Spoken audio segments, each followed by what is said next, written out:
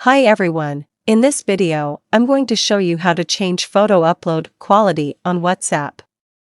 But before we continue this video, I hope you like, comment and subscribe to this channel and don't forget to hit the notification bell. So, without further ado, let's get started. Firstly, open the WhatsApp app. Tap the three dots on the top right corner. Tap Settings. Here there is a storage and data option. Just tap on it. Tap Media Upload Quality. There are two options here.